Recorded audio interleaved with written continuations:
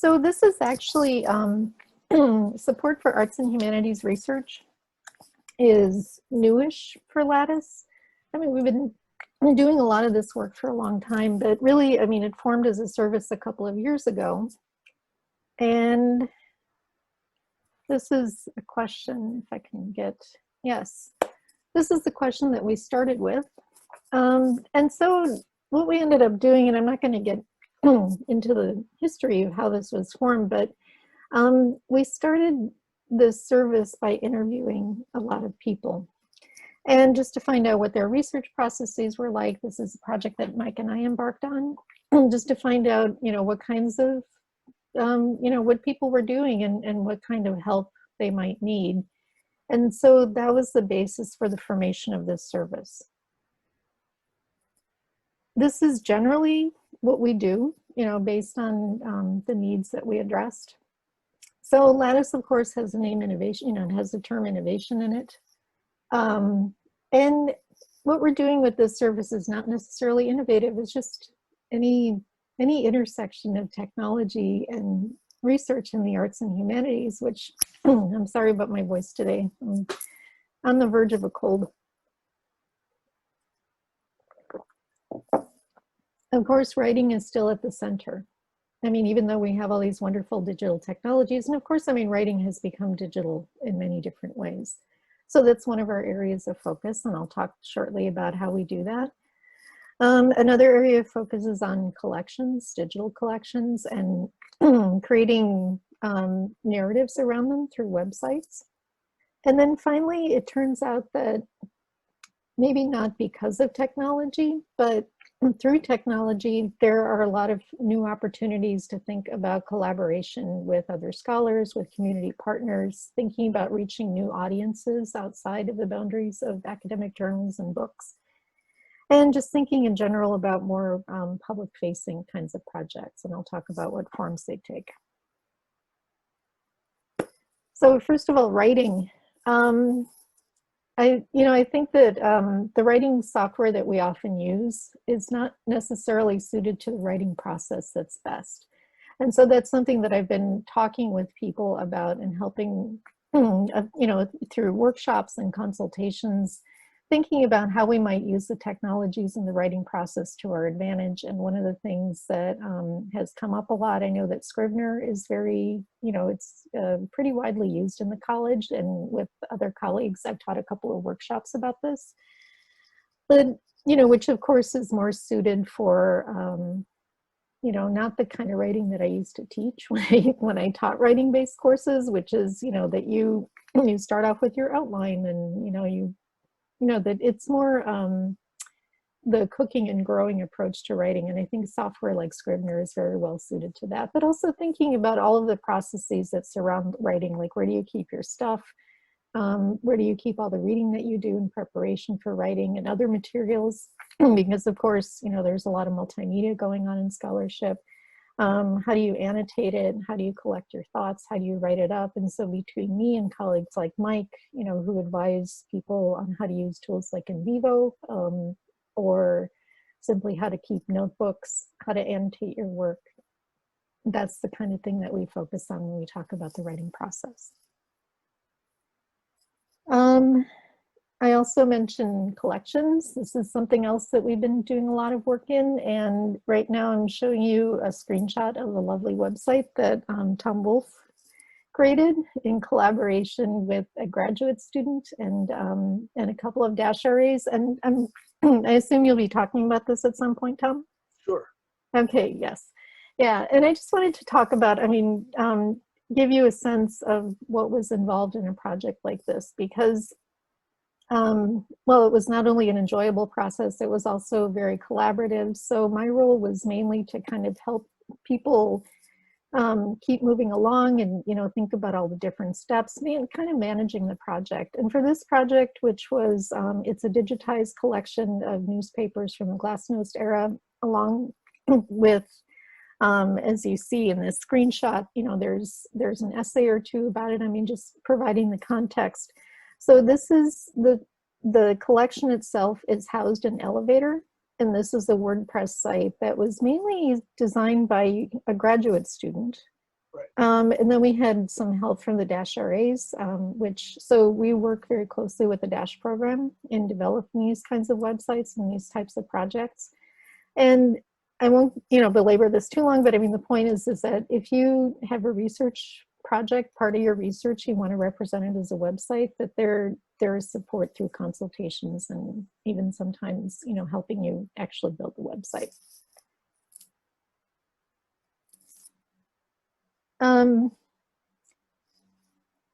Through and with the technology, I found myself involved in collaborative and community-based projects. And one that I'm working on currently with Karen Mary Davalos and Connie Cortez, who's from University of Texas, Rio Grande Valley. And a lot of partnerships with museums is this multi-year project on developing a portal to collections of Mexican American art. And this, this is one of my favorite projects. It's really fascinating. I love that it's community-based in the sense that, we're being very mindful about going in and thinking about not only working with museums and other partners who are, and artists and, everybody who would be involved in collecting, naming, working with these, collections of Mexican American art. But a big part of the process is figuring out how we're going to work together. And that's where my contribution comes in. And so what I've been providing is, how do we use the technologies so we can communicate with each other? What are the workflows that we can set up so that we can work together effectively? A little bit of website design, helping create editorial standards. So, my work here is really varied and, part of this kind of, again, more of a project manager role. But I encourage you to go and check this project out because it's much more interesting and multidimensional than I can possibly capture, but we have other things to talk about. So I'm going to move along, but happy to answer any questions that you have about it. But yeah, a lot of this ends up being, very community-based kinds of work. And so, the moral of the story is that we provide websites through Dash domains that you can host and develop your website through this service that's provided between the libraries and LATIS. It's available to anybody. And, as you see, there's a wide variety. There's a lot that you can do with a website in relation to your scholarship. So as a final example, I'll show you this screenshot. You can check out the website yourselves. I've linked to them through the presentation. This is for the Back to Indigenous Futures project, which is in collaboration between Vince Diaz and Virajita Singh and other people from around the university. And what they're looking at is they're looking at design and canoe culture in collaboration with Indigenous communities in the state and even beyond. And so really what this website is simply, it's capturing what the project is about.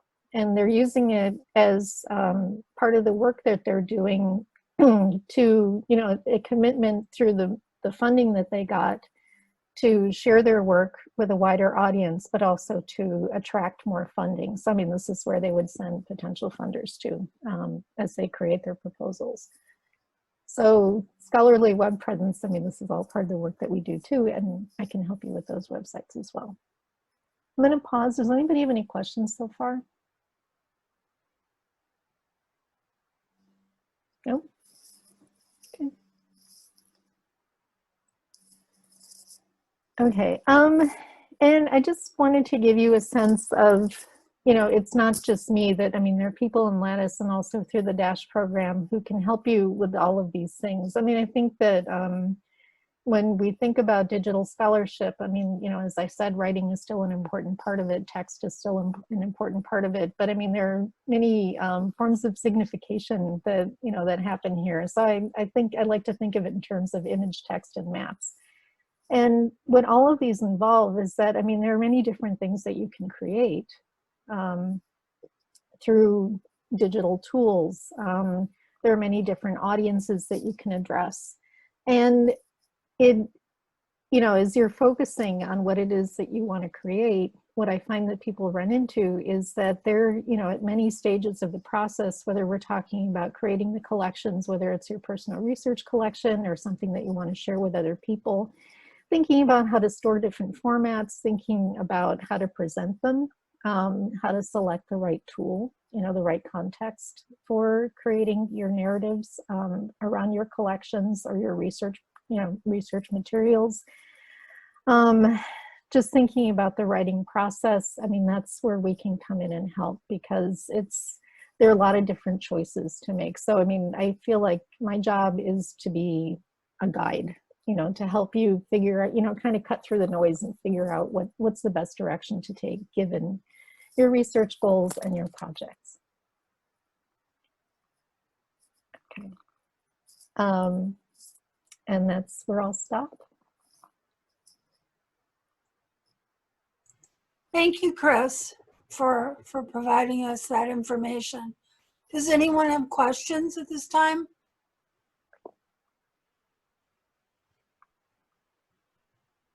No? Okay. Who wants to go next? I mean, why don't I could jump in here, having Christina as. Oh, please. So maybe just a couple of minutes about this, and just to be enthusiastic and express great appreciation for the help that I got to put this together. I mean, Christina organized meetings, helped find web developers, web programmers, because as she said, the project involved both a graduate student and undergraduates who worked on the translations of the material.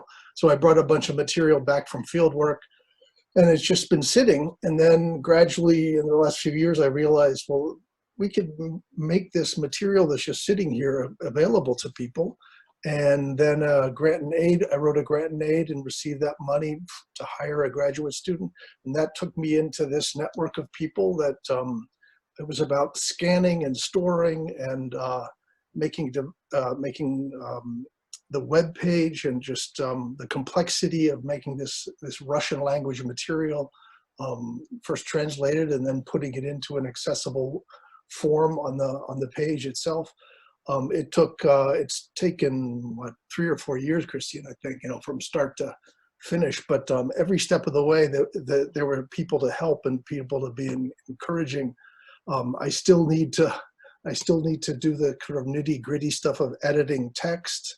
But the vision is to so it's this close to being sort of a publicly accessed thing that I will then take to the American Slavic Association meetings, I think, and sort of present it and make it available for the larger group of scholars. I guess, you know, I could, if people had questions about the process, I could answer that. I mean, I'm here as sort of a booster, but also as a you know, resource for people as they think through this, because this is a Russian language source, and that created its own set of issues about how to, you know, about translation and how to alphabet. There were moments when the alphabets didn't, when there was confusion behind the WordPress site. So so there were lots of, well, no, I wouldn't say lots, but there were several moments of like, whoa, help. And the LATIS people said, okay, we can help, we can fix this. And of course they did, which is fantastic. I guess I had a question. I'm a first-year DMA student, and I have this idea to publish a pretty old manuscript of lute music, and Yeah. I purchased 2 different collections by 2 different authors, but they're out of print now. But I'm having trouble finding the original source.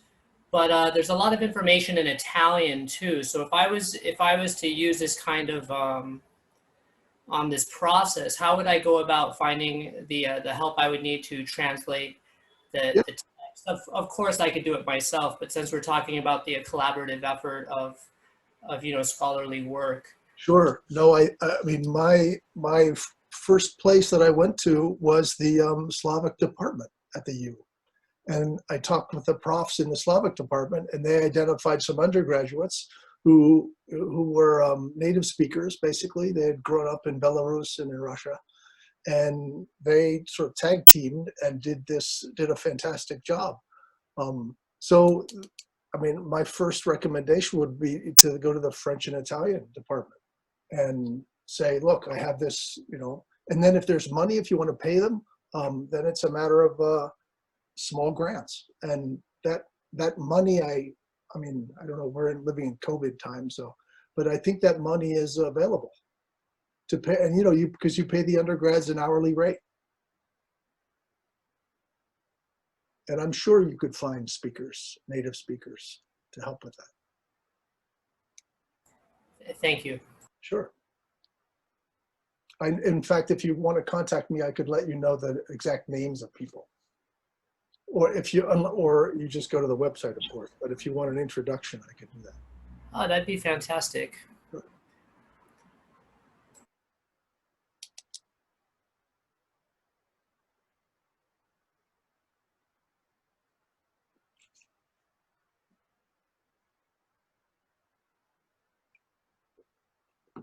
Okay. Did you want to send me your contact through Sure. through the chat? Chat. Yep. Yeah. Yeah, and I would add that, I mean, given the project that you just described, I mean, one way to reach us is through Dash, which Ben will talk about later. And I mean, it's, you know, that's the thing, is that if you're, if you know that you have a project that you'd like to work on, but you're, you know, there's so many different parts to it that might involve LATIS, that might involve libraries, that might involve other people, that's really one really easy way to, you know, to get up and running. Yeah, I mean, I will just add one more boosterish thing. Yeah. I think that what was so wonderful, Christine, is that I think you knew exactly, you had a great image in your mind of what I wanted to achieve with it.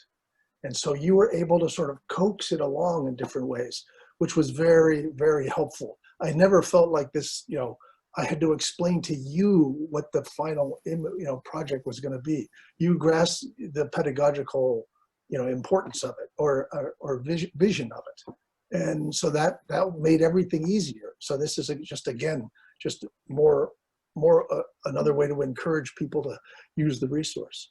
Thank you so much for saying that. Yeah, and it was, I have to say that I really, what I loved was finding out more about, you know, these materials that you had collected. I mean, presumably by a lot just by wandering around, and, you know, I mean, that you were, you know, you were there and picking up newspapers. And it was really fun to think about the different audiences who might engage with your research. Like, I remember in one meeting, we had a design student from Dash who was simply interested in the typography. Right. Right. I mean, just, you know, thinking about how, you know, when you take this to different people, what they will find. Right. Yeah. So that's enough of Glasnost.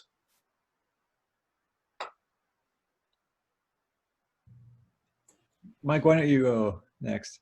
Yeah, so it's just,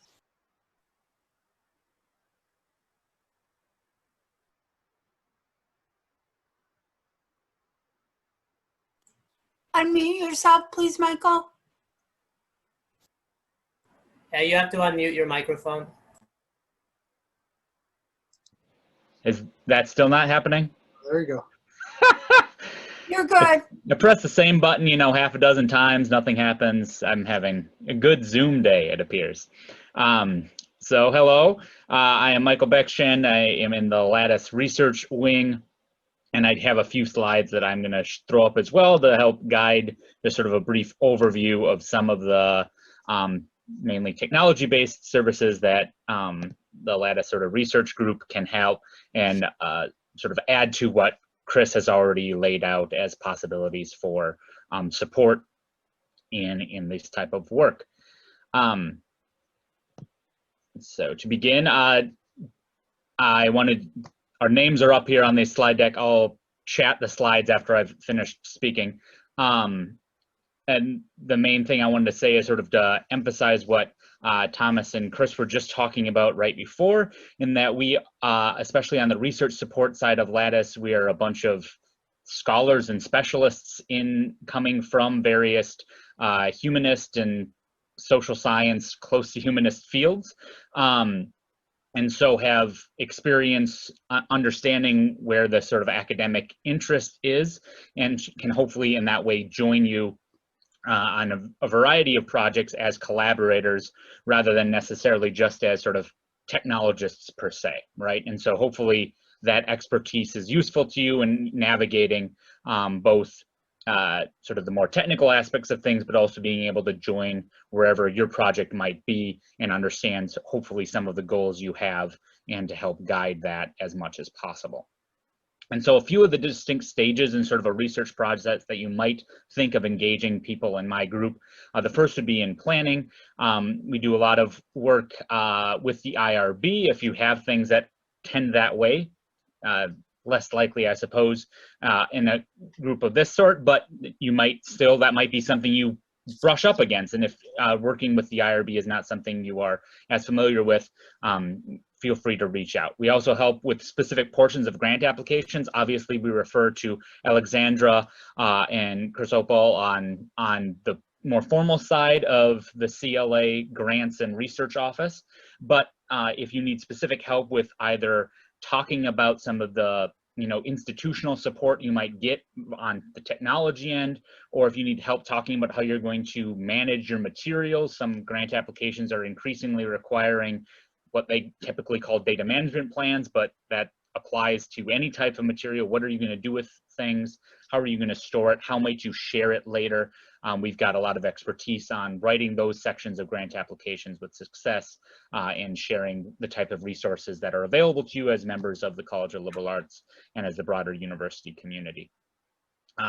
Further, if there are help you need on, again, articulating various design or methods that maybe more technical terms, or for a granting agency that is sort of at the edge of your field or something like that, please feel free to reach out.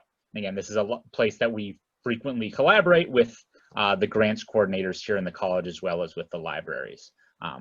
Again, this is a collaborative group, right, where we're constantly referring and talking to one another about how to best get things accomplished. So that's a few words on planning. It's usually never too early to reach out with an email or to set up a quick Zoom meeting and talk about an idea you have and where you might be able to get some support in carrying that idea to fruition. A place I think that would be most useful in some of the expertise that we have and have engaged with a number of humanists, especially here in the time of COVID, is in coming up with creative ways of collecting materials from a distance and from a socially safe behind a screen in your own home way. And so we have a suite of tools that we have some expertise in dealing in different ways with gathering different types of materials. You may have heard of Qualtrics, which is the university's provided survey tool. And so if you're ever thinking of surveying, one of my colleagues is an expert in survey methodology, but also we use Qualtrics in a number of creative ways to gather information either as sort of an intake form or a database generation tool. If you're thinking of collecting a lot of information about various materials or archival work that you have, sometimes setting up a Qualtrics survey is a great way of going through the same set of questions again and again to get that sort of meta information about the materials that you're collecting. And we've also done that as a way to send things out if you're trying to get an interview from somebody in a sort of an asynchronous way. It can be sometimes difficult to get people to respond to questions or set up a Zoom meeting or whatever. We've set up a few different systems where you essentially send them a survey and then they view a video of you asking them a prompt. And obviously it's not as good as you actually having a human conversation, but we can set that up to record their response. If they give their browser permission to record them, it will save that and then send the response directly to you. And so those types of things are ways we can use Qualtrics beyond just a sort of a simple survey to help with this type of collection in the time of social distancing here. Another one of my colleagues handles the ASOS, or Advanced Imaging of Spaces and Objects Lab, which does a lot of 3D scanning and modeling. frequently used in anthropology and adjacent disciplines, but she can help with anything that might be in regards to objects or ephemera that you might like digitized and then presented or formatted in a way that can be more easily shared. I have a decent amount of expertise in gathering information from the web, whether you might be interested in discourse going on social media and questions about what's going on there, or you found an archive that has a lot of files available for download, but the last thing you want to do is sit in front of your computer for the next 2 hours clicking a button over and over. A brief conversation can sort of point you to some tools that will be able to do that downloading for you. And similarly, if there's sort of discourse in a blog or on certain types of websites, I can help gather those things down. And I've been helping a historian look at old Usenet archives and gather a bunch of data on the original conversations around piracy back in the 80s, some of the first things that were posted to the internet, and sort of how that has developed historically over time. And so there are lots of examples of that type of information where it's archived somewhere, and once it's in your hands, you'll know what to do with it, but I or some of my colleagues can help it get into a format that will be more easy to work with. And in the time where we left our own homes, there are myself and others in our group can help consult on the beginning stages of field or archival work, talking through digital notebooks or other forms of gathering and collecting your thoughts as you are out in the field that might be more easy to back up than a set of field notebooks, though much less, appreciable as having a nice set of field notes on your desk. But thinking through digital notebooks, or once you've done work in an archive, how you can best image that and then do optical character recognition to work with that text in a more efficient way. And so those are all various thoughts on that sort of field of data collection. There are lots of tools and software, but also a lot of expertise that we can share and training that we can provide on how to do those things in the way that best suits a project that you're interested in. Another stage of sort of the research or inquisitive scholarly process that you might be thinking about getting some assistance on is how to analyze or work with the materials that you've collected. And so as Chris has said, with thinking about things like Scrivener or other ways to rejuvenate your writing process, we can consult on that sort of synthesis process as well as methodological experts. We can chat through different ideas you might have, or what depending on your field, what you might want to focus on, obviously referring to faculty and your own fields as appropriate. But if you're starting to think about that and trying to use new tools or new ways to engage technologically with the types of materials you have, that's something that we can assist with. Managing those, I'm going to spend a couple minutes right after finishing this here, talking a little bit about storing the materials you have and managing those in an efficient way.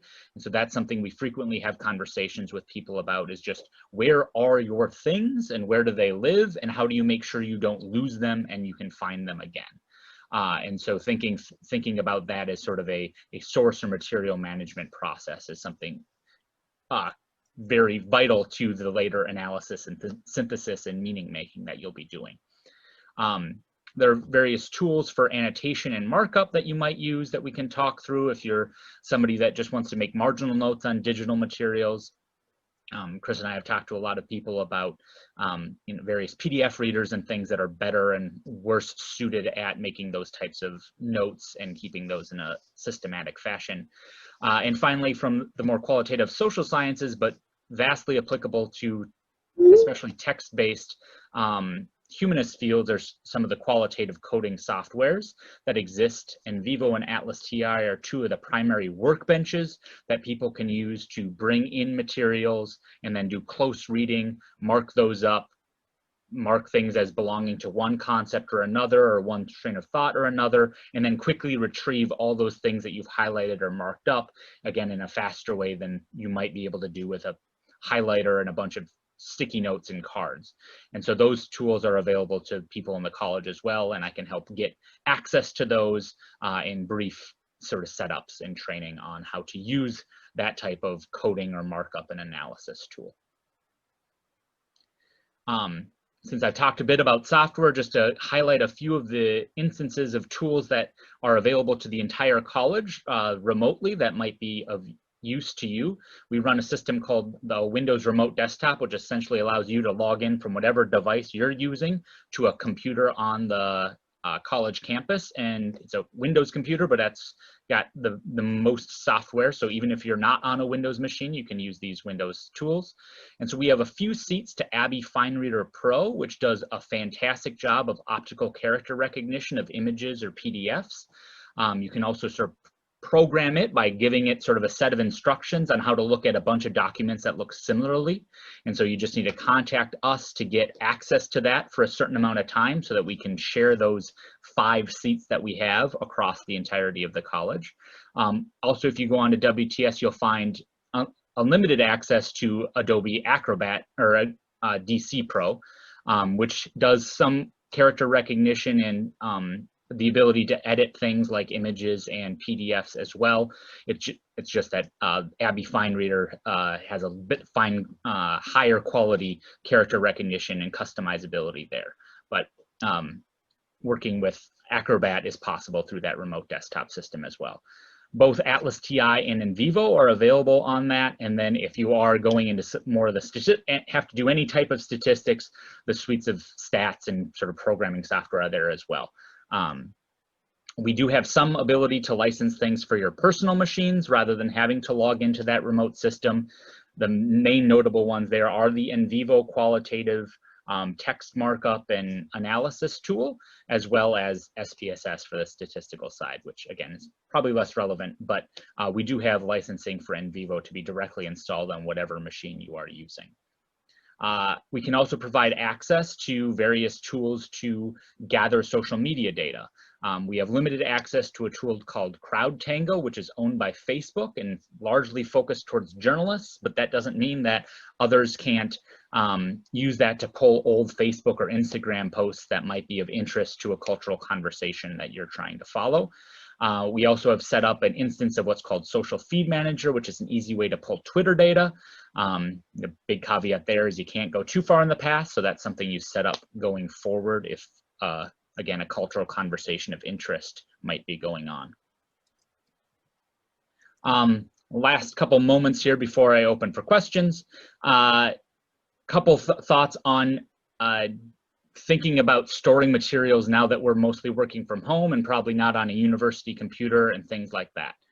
Make sure stuff just isn't living on your personal laptop. Cats happen, coffee happens, babies happen, and still you might at some point possibly, you know, go to a public place and forget it somewhere. And so we want to encourage using some of the backup places, and the other that I'll talk about in a moment. And the other thing to think about is if you are starting to move between your personal machine and either a remote system to access some of the software I just mentioned, or you are going into a lab or a recording studio or something like that on campus to use some of those places, make sure that you're able to access things in multiple places. And so a couple things you should know about. You should know that we have Google Drive, more or less unlimited storage space. Something that you might not have heard of is something called Google File Stream, which you can get from the main IT page, which essentially turns your Google Drive into a USB or thumb drive plugged into your computer. And so rather than having to log into Chrome, like bringing up your browser and having to log in, you're able to access all of your Google Drive space and store whatever type of files you want on it as if it was a sort of a thumb drive plugged into your machine. Similarly, you might have a shared or S drive or home H drive provided by the college or your department. Once I share these slides, you'll be able to click on that link and follow some instructions to be able to access that from your personal machine as well. And similarly, we have nearly unlimited space on Box, which is secure and two-factor with your dual authentication stored. And so if for any reason any of your materials are at all sensitive, Box is the place to store those in a cloud place that's backed up multiple times and secure in that way. And I think I have hit my time. And so you can glance at the other slides at your leisure. But the one thing I want to point out is we do offer online now, in this time, online workshops on Fridays throughout the semester. The focus largely is quantitative, other than my session on in vivo, and a little bit on the online data collection, which will be more survey and other ideas based, which is happening in a couple weeks. But in the spring, we tend to have a little bit more focus on things that might be more humanist relevant. So just to put that on your radar, and that Z link will work for our future sessions as well. Be happy to take questions, and otherwise yield the floor to Ben. Thank you, Michael. Questions? Maybe we could stop the file share. Hi, my name is Grace Cross, and I'm getting a minor in cognitive science, and I was planning as part of my dissertation to do as much of a study from a music psychology standpoint and use my studies in cognitive science. I'm trying to fit all of the classes in that I need, along with if I can do some stats work. Because of credit limits, it makes it difficult for me to be able to take all the classes I need to be able to do a study. Would you guys, if I'm beginning to plan that, would you guys be able to help consult me in ways that I can craft kind of instruments, or do you do instrument kind of consultations at all? Yes, absolutely. So both on sort of setting up sort of a data collection survey or experimental design, we've got experts on those things as well. Yep. And then on the statistical end too, if once you've kind of got the idea of what you're doing, we would have a good sense of what you would need to know or what you might need to do sort of on the second stage of that as well. Great, thank Absolutely. you so much. That's fantastic. Yep, please reach out.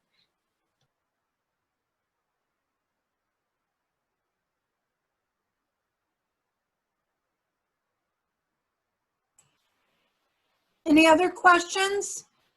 This is a good time to share, as the other people have done, something you've got, your own project, and how you might seek help from our experts.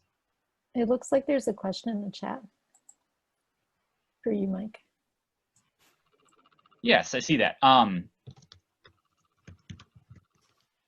So I just put the Z link that I would use for the instructions to connect to our collegiate system. So the z.umn.edu/WTS connect will send you to the LATIS resource page for the collegiate remote desktops, rather than having to connect to, I think the instructions posted by Eunice there are for connecting maybe to a specific machine, like in somebody's office or something like that. And so if you follow those ones there, that should get you where you need to go.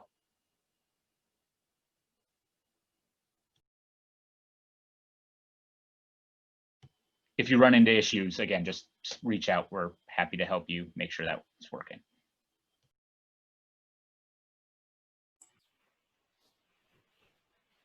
Ben, would you like to go? Sure thing. So I'm going to share my screen here. I just sent you all the Dash website, and you're looking at that right now. Basically, I want to just start by clarifying kind of what Dash is and how we can help.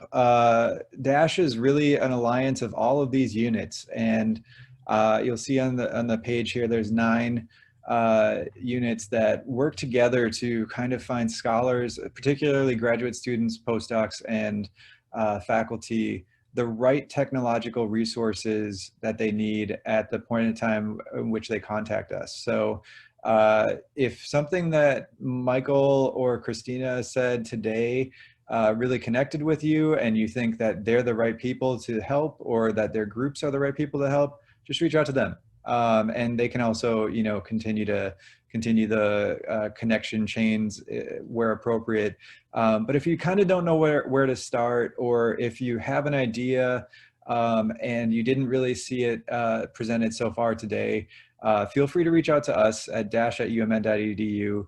LATIS is one of our founding partners, and so we work really closely with them. You're actually quite lucky to be in CLA and have such a great IT group such as LATIS supporting your work. They do much more advanced support than a lot of the other IT groups on campus. So you really have some privileged access to people who can help you with help support your research and your teaching and your engagement work. So if you have an idea, we really like to hear people's just research ideas broadly. We like to hear their teaching and engagement work broadly. And we want to just understand what you want to do. And then we make it our job. We have a triage team of 5 people who make it our job to basically connect with the right folks at the university. So we have a few things that I want to highlight here. These are some of the ways we typically help. And when I say we, it's kind of all of the partner institution or all of the partner units, consulting with an expert. We have Dash research assistants. Many of you might think of research assistants as people that consult on one or students that work on one individual project with a faculty member. Our research assistants work on multiple projects at a time. They're drawn from computer science, design, and statistics, and they can really help you prototype things, especially prototypes for larger external grants. We've done work with the Institute for Advanced Study, one of our partners, on communities of practice. That's actually how DASH was founded. We publicize a lot of workshops. We also run software carpentry, where students and faculty too can learn R or Python over the course of 2 days. Those are going virtual for the first time this semester, so we'll have a couple of those spread across a couple of days this semester, but when we all hopefully eventually get back to campus, those are nice, really interesting and engaging 2-day workshops to learn programming languages. We also can help you work with your grants administrators to find funding for projects. Currently, I'm a PI on, or co-PI on 3 larger grant-funded projects, and if that's helpful, we can work to kind of have somebody in the Dash network come in as a PI in the or co-PI in the instances where that makes sense, where that kind of signals the right thing to a specific funder. The Office of Digital Humanities at National Endowment for the Humanities is one place that we have a couple grants, but then there's many other things, and we'll just regardless want to connect you with the right opportunities and the right people to maybe place in your grant applications to get in-house technology support for what is usually cost or kind of below cost. I don't want to exactly say that with Alexandra here, but you know, we really don't. I think there's a way that we can look at, we can cost things in a way that is so much more effective to keep the dollars within the university than to hire out external programmers and other research support staff or even infrastructural things. And then finally, you know, we just have, we do a lot of visits. We will visit departments, we'll visit graduate seminars, things like that. I also want to point to our specialties.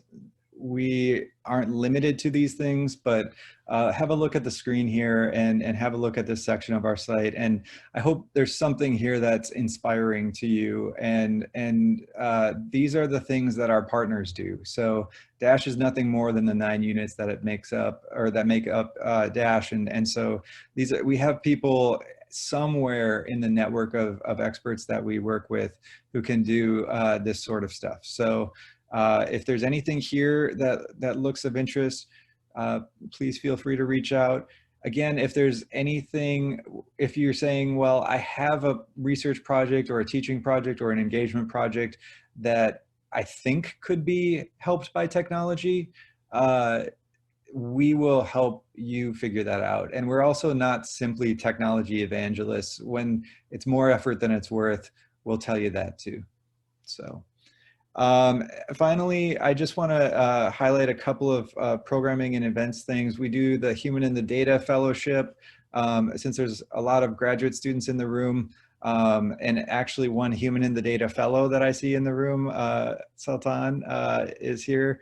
I just want to draw your attention to this, that we have a fellowship that's sponsored by Research Computing and the Institute for Advanced Study in Libraries to fund the exploration of the humanistic aspects of data analysis, etc. We're doing programming and pizza virtually. It's a bring your own pizza event this year. Usually on campus, we would provide the pizza, but these are consultations for graduate students to just talk through their work and maybe the technology aspects of their work. I already touched on software carpentry, and then there is also, we have a feed of events and news from all of our partners. And I would say the best way to keep up with all the events and news that might be related to technology and research, teaching, and engagement work is to sign up for our newsletter right at the bottom of our homepage. There's a couple of pages actually that have this box, but you'll get it weekly. It's basically all the news that we can find and all of the opportunities that we can find for technology enhanced research, teaching, engagement stuff, and also workshops and job postings. We have someone who actually curates that job posting list. So especially for graduate students, if you're interested in going into professorships or other academic careers that heavily involve technology, we curate that, the kind of array of job postings at the moment. I'll leave it at that. Would love to take questions.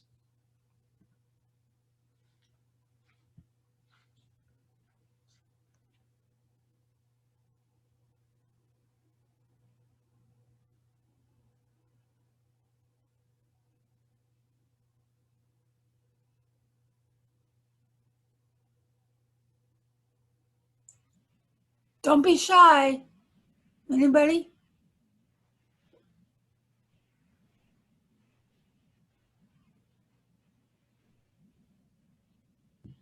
Hi, I guess I have sort of a broad question. I'm an art history PhD candidate, so I'm writing my dissertation right now. So I've been thinking about maybe doing some type of like more public facing way to share my research. So maybe like a website or a podcast or something I've been thinking about for a while. But I guess one of the things I'm curious about is like if I worked on a website project somehow and it was hosted by the U and then I graduate next year or the year after, what happens to the website? Or like, do I have any rights to it? Or I don't know. Yeah. I'm going to let Chris take that one. She's actually set up a system to make sure that you do. Yeah, yeah. So as I mentioned earlier, we have a service called Dash Domains that's maintained by Libraries and LATIS, and we administer it. I'm one of the administrators, and you can host your website through us, and it's free of charge. We can talk about details, but it could be WordPress, it could be Omeka. I mean, I can talk to you about all the applications that you can host. And then after you graduate, our vendor Reclaim Hosting actually provides really good web hosting services for not very much money. And they will do all the work of transferring it for you. So, so if you work with us, we'll not only host it, but, I can also help you get started with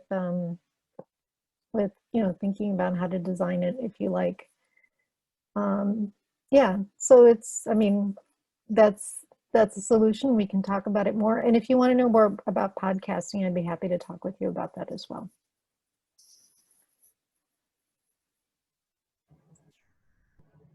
And just so everyone knows, once we conclude today, we'll fire off an email of just kind of recapping what's going on and include contact information for everyone.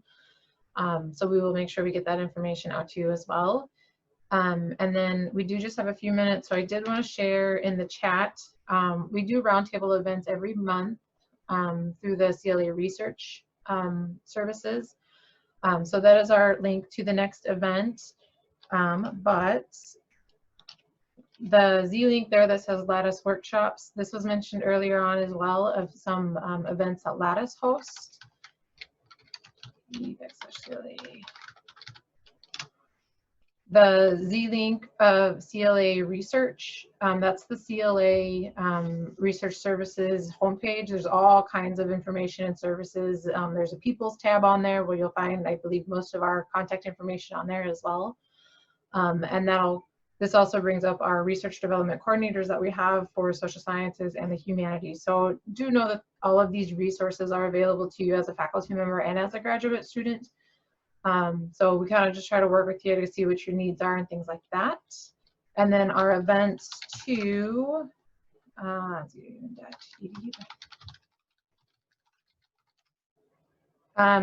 link there, oh, I'll fix the Google link. That link there too is the CLA research events, the LATIS events. We try to kind of connect you with everyone. We'll get a link on there for Dash events as well. So just know there's a ton of resources available to you. So just please, we encourage you to reach out.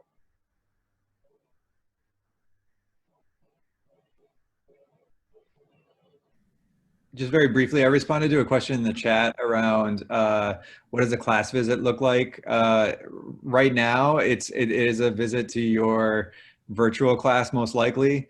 But then I should say, a lot of the consultants around the university will help you with assignment design, help you think about maybe adding a technology into one of your assignments or into an activity for your class. Chris really specializes in a lot of this, and so do a lot of other folks in LATIS. So a virtual visit would usually be one of us helping on the helping the integration of a technology into your activities or assignments during a class. And so we can also work with you to lead those, and we don't have to visit, but I think that's kind of what it looks like on the teaching side when we work together. Yeah, and just to clarify, I mean, if it's simply, I wasn't sure if by evaluation of your Canvas site, you meant more design, but through technology enhanced learning, we can help you with that as well, just as an aside.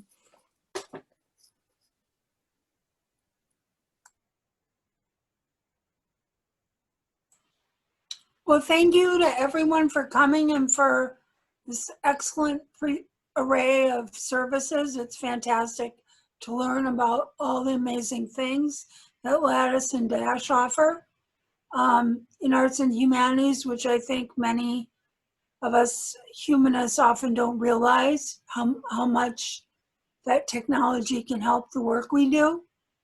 So and just so you know, as Jennifer mentioned, we have these roundtables every month on the third Friday of every month.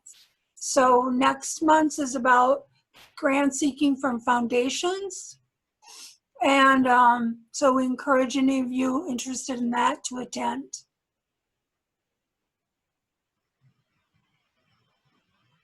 All right, well, thank you, and everyone have a great day and a great weekend. Take care, everybody.